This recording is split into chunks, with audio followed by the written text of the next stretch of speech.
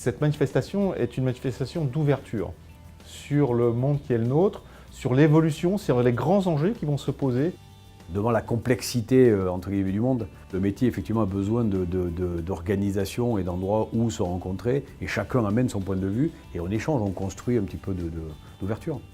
C'est une occasion de nouer des contacts et de faire un tour aussi sur globalement tout ce qui se passe, la situation de marché autour du bricolage. J'ai ici la possibilité de rencontrer tous les partenaires du marché bricolage, la distribution et aussi les fabricants. Chacun a son expérience personnelle. C'est très sympa parce qu'on voit des habitués de cette table ronde. Et puis effectivement, il y a un renouvellement et on n'est pas que entre industriels et distributeurs, il y a aussi des fonctions annexes qui sont représentées, des startups, des nouveaux métiers. L'intérêt d'une table ronde comme aujourd'hui, c'est justement de sortir un petit peu de chez soi, de se frotter à la meute et de valider ou ne pas valider la perception qu'on peut avoir du marché. Il y a beaucoup de choses qui se passent dans le bricolage, il y a une radicalisation des stratégies des grandes enseignes, donc beaucoup de choses qui évoluent et je trouve que c'est bien d'avoir particulièrement en ce moment des lieux d'échange non commerciaux.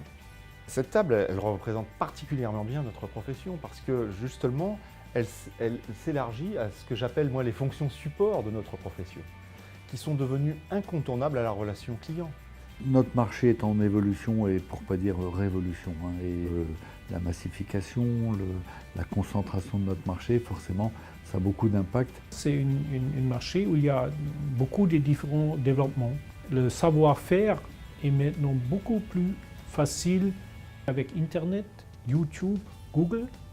La thématique qui m'intéresse beaucoup aujourd'hui, c'est la perception que vont avoir les distributeurs classiques par rapport à l'Internet.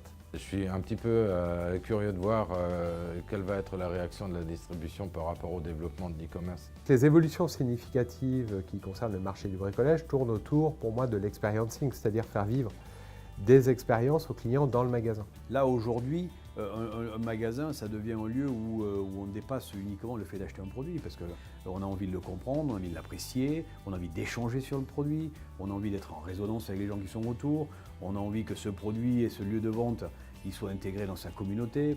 Une journée comme celle d'aujourd'hui permet toujours d'avoir des points de vue, d'ouvrir les yeux, d'apporter de l'information, d'apporter de la vision. On cherche vraiment des solutions pour progresser ensemble.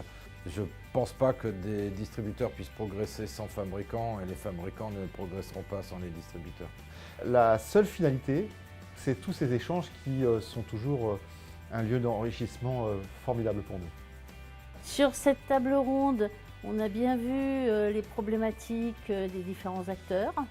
On voit l'arrivée des makers, des tech shops qui sont vraiment des concepts extrêmement nouveaux.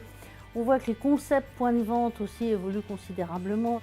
Donc une table ronde passionnante. Au fil des années, la convivialité se développe et les échanges sont de plus en plus fluides, de plus en plus aisés.